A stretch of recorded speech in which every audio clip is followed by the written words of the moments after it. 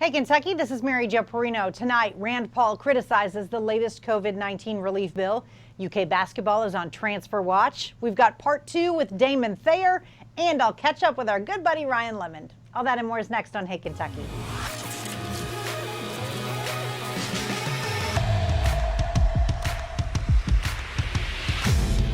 Welcome to Hey Kentucky, along with LEX 18 Sports Director Keith Farmer. We're going to have Ryan Lemond on later. If we could just get Punk and Cutler, we could have the whole gang back together again. I just want to hear one yaka, so get him to do that for us, and I'll be happy. That's all it takes. That's all it takes, one yaka. All right, Keith, Kentucky senators were once again at the center of the debate over another coronavirus relief bill. Yesterday, Congress reached a tentative agreement with President Trump on the nearly $500 million plan, which would replenish a small business rescue program, provide hospitals with another $75 billion, and implement a nationwide virus testing program to facilitate reopening the economy. Senate Majority Leader Mitch McConnell spoke out in favor of the legislation.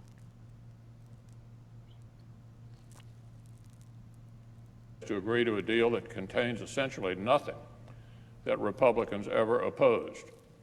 In my view, it's indefensible that Main Street small businesses and their workers had their assistance cut off for partisan leverage. Our other senator spoke out against the bill, but stopped short of forcing the entire Senate to return to Washington. Rand Paul says Congress instead should focus on reopening American commerce. No amount of money, not all the money in China, will save us from ourselves. Our only hope of rescuing this great country is to reopen the economy. If you print up billions of dollars and give it to people, they are unlikely to spend it until you end the quarantine. This is not the first time Rand Paul has opposed federal funding for coronavirus aid. After his recovery from COVID-19 last month, he was the lone Senate vote against the emergency relief measure. And Keith, this is the point where we're getting at now, where it's really going to be difficult to balance what we do to keep people safe and how do we reopen the economy. And how do we not go further and further in debt to make that happen? I was totally with them in that first action that they took when they, passed the bill to help out with stimulus checks and everything like that. But now you're like, and even back then we were like, where did all that money come from? So now here comes more money, and I kind of have to agree with Rand Paul that, we got to be careful about getting too far in debt on this. Some Kentucky mayors are calling on Governor Beshear to give them a path for reopening their economies on a local level. Leaders in Somerset and Prestonsburg wrote letters to the governor last week, which proposed a gradual restoration plan. Both leaders say the letters were not intended to criticize Beshear, but were in the spirit of cooperation. The mayors say they'd like to reopen soon, noting that leaders of smaller cities are more capable of overseeing proper social distancing measures because there are fewer shops and businesses to monitor. Meanwhile, a vocal critic of the governor's restrictions has been arrested. James Troutman is a Louisville attorney accused of alluding to assassination attempts on Andy Beshear during conversations on Facebook. And Keith, good, throw the book at him. This is like, you should never threaten to kill anyone, but this is certainly not the time to do that with the governor. And I will say that I think some of these smaller communities might be able to reopen some stuff up because they can keep a close watch on it.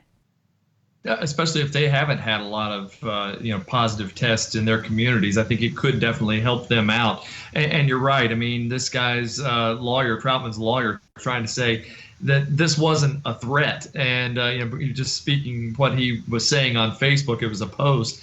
But I mean, come on, everybody knew what he was talking about when he was talking about, do you remember what happened to Goebel? I mean, come on. Right. You look it up. He's the only Kentucky governor to ever be assassinated. Yeah. Why else bring that up? All right. With many people hurting during the shutdowns, LEX 18 and the Scripps Howard Foundation are teaming up with God's Pantry Food Bank for Hope Over Hunger.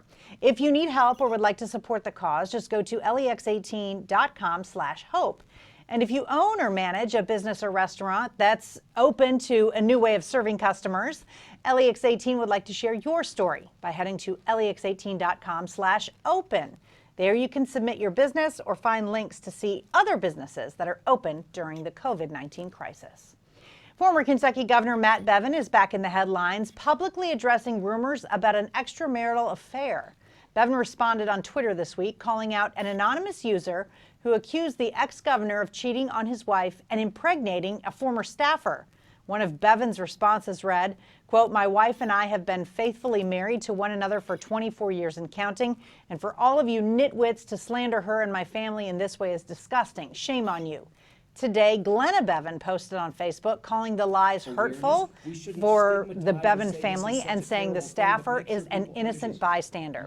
Meanwhile, Bevin is also making news for buying a second mansion in the same Louisville area community where he currently owns one. He recently bought another home in Anchorage for over $2 million, even as the battle over the valuation of his first home there drags on. And Keith, I don't know who puts out the initial tweet, but I wouldn't have responded to it.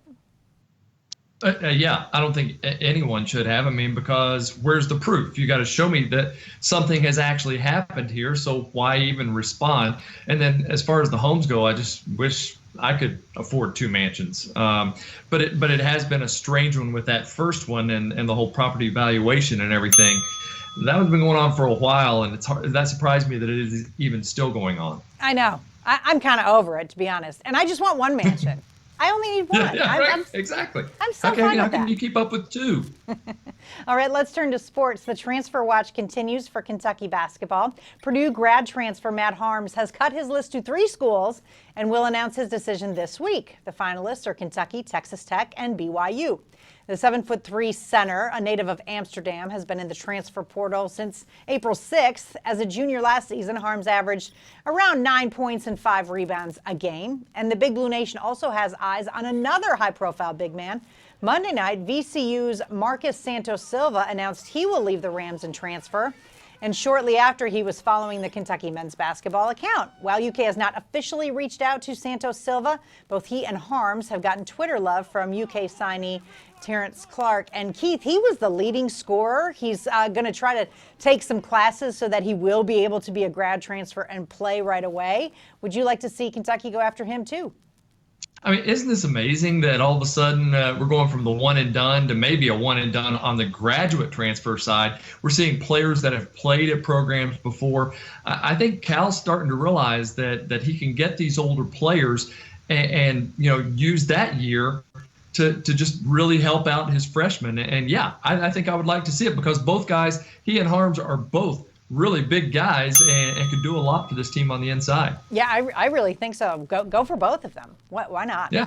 Off-season news is also brewing for UK football. This afternoon, the Cats landed a wide receiver Yahtzee in the form of 3-star recruit Chauncey Magwood out of Georgia. He chose Kentucky over Louisville, Nebraska, Florida State, South Carolina, and Arkansas. Before today's good news, Mark Stoops had only 3 commitments in the 2021 class after losing one last week.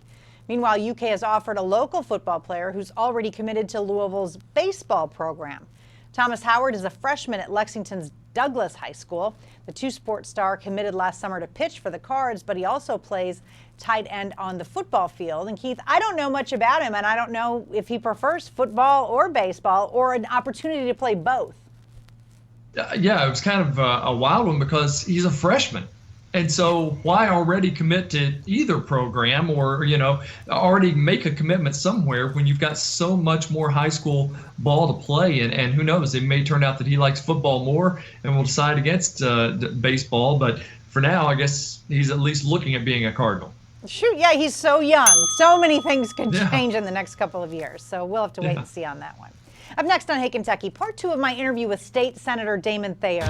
The majority floor leader will talk about the threats and protests against Governor Beshear during the COVID-19 crisis. Stay with us.